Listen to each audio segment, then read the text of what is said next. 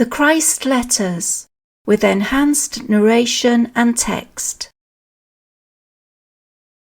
Letter 2.10. You yourselves create your tomorrows. Remember, first do to others what you would have them do to you.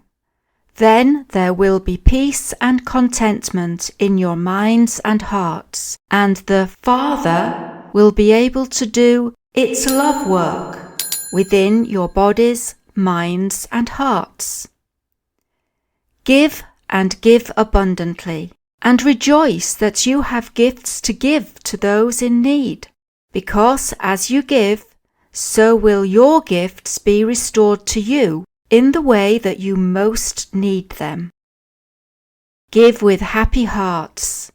Give in the faith and knowledge that where there is lack in your lives, so will the Father do its love work abundantly in you and for you. Do nothing with a heavy heart, because a heavy heart is what you will continue to have. Give everything with joyous spirit, that everything in your life may bring to you only joy and spiritual insight.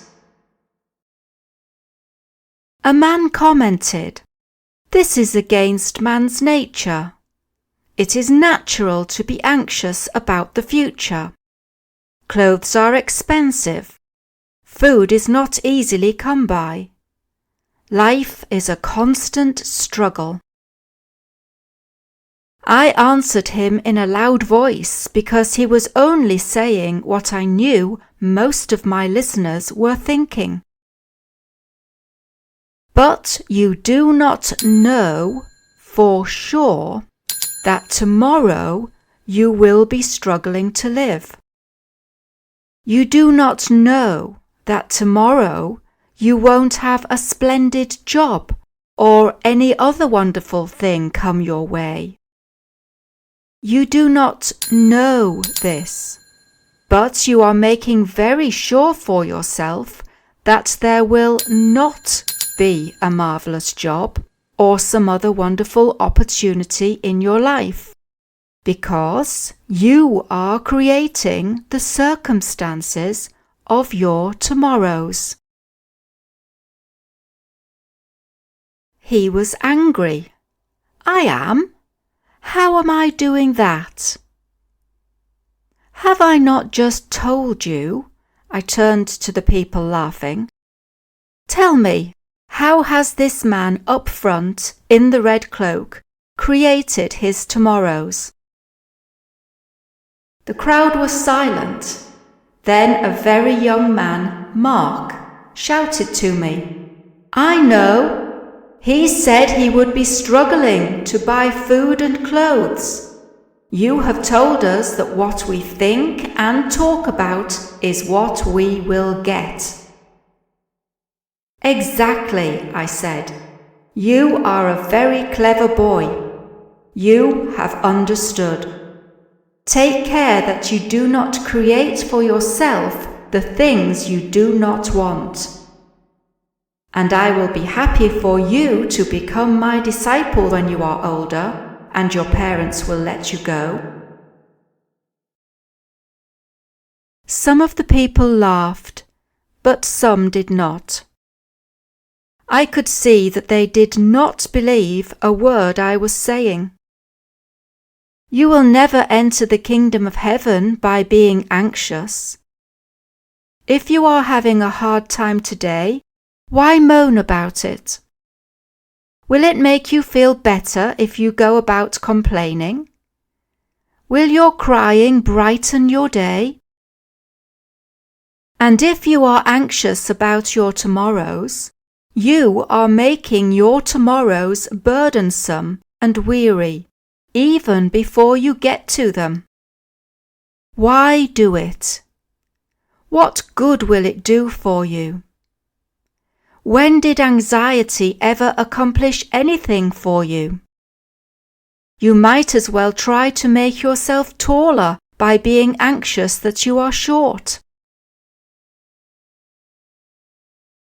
No, do not dwell on the things you do not have. Dwell on the things which can be yours if you turn to the Father within you and ask in perfect faith, believing you will receive. And I tell you without fear of contradiction that you will receive. But you must ask properly, believing. You will receive nothing if you ask, but at the same time, wonder whether you have been heard or whether the Father will feel like giving you what you want. This is the human way of giving, but not the way of the Father, which gives abundantly and fulfills your needs. The Father always pours its gift out upon you, gifts of food in plenty, clothes, house, friends, providing you yourself have a clean heart and mind, and providing you constantly rely on the Father as your moment-by-moment support. If you pray and do not receive, do not for one moment think it is because there is no Father, or the Father does not listen to you. Rather, you must ask yourselves, what is in you that is preventing the Father love work being done in and for you? If you go to the altar to pray or offer a gift, and on the way there you remember that you have quarrelled with someone, turn around and go to that person and make your peace with him. Then, when you approach the Father in prayer, you will have a clean and pure mind, and you will be heard by the Father, and the Father will be able to respond, giving you all you need in the peace and quietness of your being. If you still cannot believe that the Father cares for its creation, look about you at the radiant flowers in the fields. How beautiful they are! Consider the brilliant thought which has gone into their design, their beauty. Where will you find the colours that you see in their petals? With all his wisdom, Solomon himself was not able to have such beautiful clothes made for himself. See the way the flowers attract the bees, and the bees help to bring next season's seeds, to make your world beautiful and to give you food. Why can you not believe and trust in the Father when the world around you is planned, designed, and cared for in such a wonderful way? But remember, these living plants and trees, unlike mankind, cannot complain about their lot and see themselves as hungry and naked, and so they do not undo the work the Father does in them. It is you, with your continual complaining and talking about what you lack, your aggression towards each other, your insistence on retribution, your criticism and slandering, which makes your lack and your sickness consistent day after day. I have told you all these things to prepare you who are sick for healing. You cannot be healed unless you believe with all your hearts that healing will take place.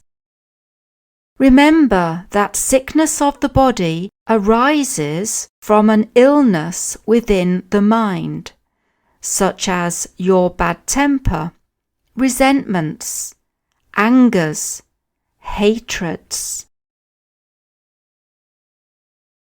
Father love is the source of all health. Therefore, all thoughts and feelings contrary to Father love bring sickness. Just as all your evils and sickness begin in the mind, so does your good. Have as much care for your neighbor as you have for yourself. Bless your neighbor when you have an argument. Pray for him when he is harsh with you. Help him out in any way you can at all times, even if he turns his face from you, because then you are constructing good in your mind and thoughts, and good will be the harvest of your sowing. Not only this, you are bringing your mind into harmony and attunement with the Father within you, which is perfect love. Under these conditions, the Father can do its perfect love work in you. When I had finished speaking, the people brought their sick to me, and according to their faith were they healed.